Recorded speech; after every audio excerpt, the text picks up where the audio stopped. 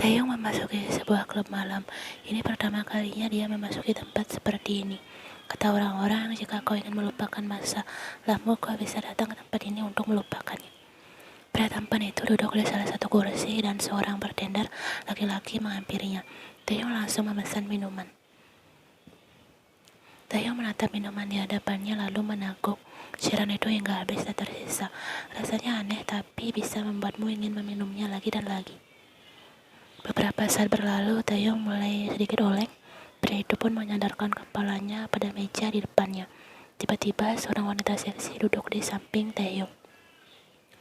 Wanita itu menatap wajah Taeyong terlebih dahulu. Siapa yang tidak tertarik dengan pria setampan ini?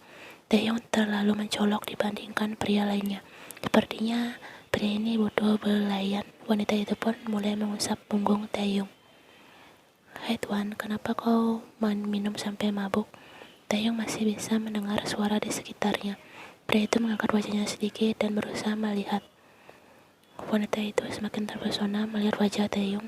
Rambutnya yang acak-acakan menambah kesan pria itu. Kau punya masalah? Tanyanya semakin mendekat. Wanita itu sedikit kecewa mendengarnya dan ternyata pria tampan di hadapannya ini telah menikah. Kenapa dia menjauhimu? Dia menyambutku sebagai penyebab anak kami meninggal. Lirik Taeyong, tiba-tiba isakan tangis terdengar. Kau sudah mabuk, Tuan. Kuman wanita itu mengelus punggung Taeyong. Sepertinya kau butuh hiburan, Tuan. Mau ikut denganku? Taeyong menggeleng pelan. Tidak, aku sudah nyaman di sini. Tolaknya lalu kembali menegak minuman beralkohol itu. Wanita itu memasang wajah kecewa karena penolakan pria di depannya. Ternyata Taeyong berbeda dengan pria yang biasa dia datangi. Taeyong langsung menolaknya terang-terangan. Akhirnya karena sudah ditolak, wanita itu pun memilih pergi.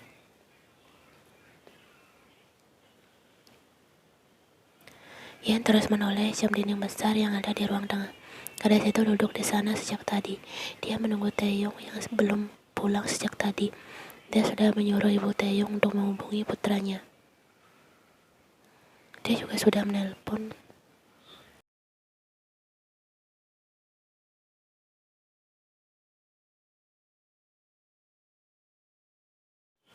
Perasaan Ian menjadi tidak enak. Dia khawatir Taeyong pergi ke tempat-tempat yang tidak seharusnya dia datangi. Rasa bersalah itu pun kembali muncul. Ian akhirnya bisa merasakan bagaimana frustasinya suaminya itu.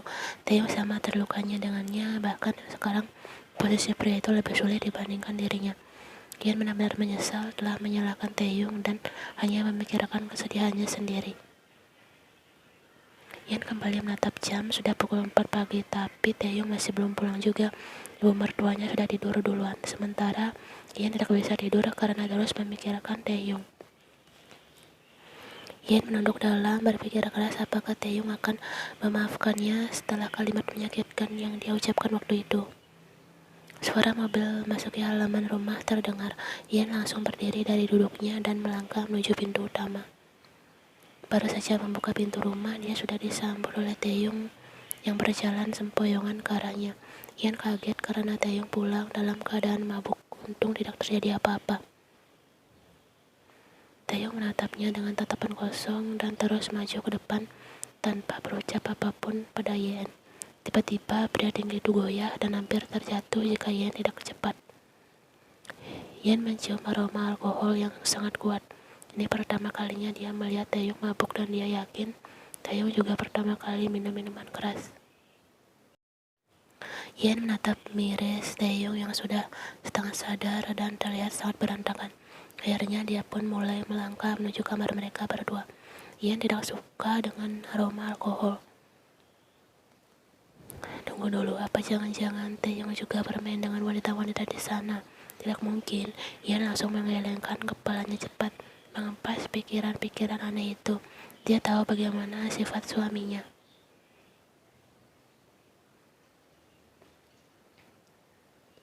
Taeyong Ian mengempaskan tubuh suaminya ke tempat tidur, melepas sepatunya, kemudian melepas kancing ke mejanya.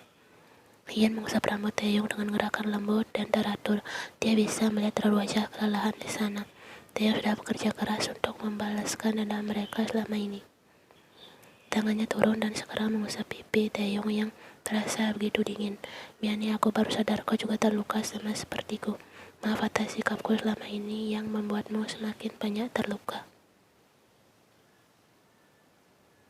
Taeyong terbangun, kepalanya terasa begitu berat dan pusing. Pria itu ingat kemarin dirinya minum cukup banyak hingga hampir tak sadar. Syukurlah dia bisa pulang. Kemudian Taeyong melihat dirinya sendiri. Pakaian yang kemarin dia pakai ke klub sudah diganti dengan baju tidurnya yang nyaman. Siapa yang melakukannya? Apakah Yen? Taeyong tidak memikirkan itu dan langsung beranjak menuju kamar mandi. Hari ini dia ada jam kuliah pagi dan tidak boleh terlambat. Taeyong menuruni tangga dengan langkah cepat. Dia melihat ke arah dapur Yen sedang menyiapkan sarapan bersama ibunya. Taeyong teringat pertengkaran mereka kemarin malam. Yen pasti masih menjauhinya, apalagi setelah Taeyong memarahi gadis itu kemarin. Tapi sekarang dia tidak ingin memikirkan itu dulu. Dia sudah lelah, dia juga ingin dimengerti. Taeyong langsung duduk di kursinya dan memakan rotinya tanpa mengucapkan salam apapun. Sementara itu, Yen menoleh ke arah Taeyong yang sudah bangun dan duduk di meja makan. Ibu Taeyong menatap putranya lekat lalu menoleh ke arah Yen yang berdiri di sampingnya. Ibunya mendengar pertengkaran kemarin, namun dia tidak bisa berbuat banyak. Ini adalah masalah mereka berdua dan hanya mereka yang bisa menyelesaikannya. Kau tidak sarapan juga. Sebenarnya Yen ingin memakan sarapannya, dan itu artinya dia harus duduk di dekat Taeyong. Mengingat kejadian kemarin, Yen jadi ragu untuk sarapan. Nih Oma, aku akan sarapan sekarang. Yen melangkah pelan mendekati meja makan dan duduk di sebelah Taeyong. Pria itu hanya diam dan fokus pada makanannya. Yen tahu Taeyong pasti masih marah sekarang. Opa, suara Yen terdengar lebih dulu. Gerakan tangan Taeyong terhenti ketika mendengar kata yang sudah lama tak dia dengar dari mulut Yen. Weh, sahut Taeyong singkat. Kemarin kau pergi kemana? Ke tempat yang bisa melupakan masalahku. Kemana lagi selain di sana? Jawab Taeyong lalu meneguk air putihnya hingga habis. Setelah itu, Taeyong berdiri dan mengambil tasnya yang berisi barang yang dia perlukan nanti. Aku sudah selesai, aku berangkat sekarang. Yen menatap punggung Taeyong legat hingga pria itu benar-benar menghilang dari balik pintu. Dia menghela nafas berat. Jadi seperti ini rasanya diabaikan oleh orang yang kita cintai. Malam harinya sekitar pukul 10 malam, Yen sedang duduk di kamarnya sembari membaca majalah fashion. Selain itu, dia sebenarnya juga menunggu Taeyong karena pria itu belum pulang. Tak lama suara gerbang terbuka terdengar. Yen langsung turun dari tempat tidurnya dan melihat dari jendela. Dan ternyata Taeyong sudah pulang. Yen pun kembali duduk di tempatnya yang tadi. Beberapa menit berlalu, dia pun duduk di tempat tidurnya. Taeyong belum juga masuk. Biasanya pria itu akan langsung ke kamar dan mandi setelah dari kantor. Karena penasaran, Yen pun memutuskan untuk keluar. Tempat pertama yang dia tuju adalah ruang kerja pria itu. Yen melihat pintunya sedikit terbuka. Dengan perlahan, Yen membuka pintu tersebut dan mendapati Taeyong sedang berdiri menghadap keluar jendela dengan kedua tangannya dimasukkan ke saku celana. Pria itu seperti sedang memikirkan sesuatu. Taeyong menatap langit malam yang hari ini cukup cerah. Pria itu menghela nafas panjang. Hari ini adalah hari di mana dia mengambil alih perusahaan Tuan Kim atas nama kakeknya. Banyak hal yang terjadi, mulai dari keluarga Tuan Kim yang tidak terima dan keputusan para pemegang saham, hingga Taeyong yang mendapat caci maki. Taeyong diam, tentu saja tidak. Dia justru memberitahu semua perbuatan buruk Tuan Kim kepada istrinya itu, hingga membuat istri Tuan Kim pingsan setelah mendengar yang dia katakan. Taeyong terkejut karena tiba-tiba sepasang tangan mungil melingkar di pinggangnya. Taeyong merasakan kepala seorang bersandar di punggungnya. Dia tahu siapa pemilik tangan dan kepala itu. Taeyong tidak langsung menoleh. Dia diam dan menunggu apa yang akan diucapkan Yen kali ini. Mian, suara kecil itu masuk di telinga Taeyong. Mian, selama ini aku terlalu egois. Sepi, tidak ada lagi suara yang terdengar karena hanya itu yang bisa Yen ucapkan.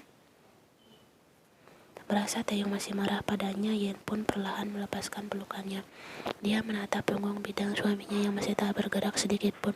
Mungkin Taeyong sedang banyak pikiran, sebaiknya dia pergi saja daripada mengganggu. Taeyong merasakan pelukan itu terlepas. Dia pun sedikit melirik ke belakang dan melihat Yen mulai beranjak pergi. Dengan cepat, Taeyong berbalik dan menarik tangguk Yen dan menyatukan mereka. Sudah lama dia merindukan benda kenyal itu. Yen menutup matanya dan membalas Taeyong. Tangannya naik dan melingkar di leher pria itu. Mereka pun semakin intens. Taeyong menuntun Yen menuju ke sebuah sofa yang berada di sana. Tangannya sudah dengan cepat.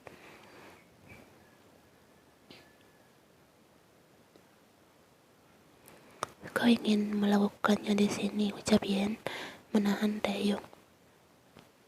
Pria itu hanya mengangguk dan menyuruh Yen untuk berbalik. Yen pun menuruti keinginan suaminya.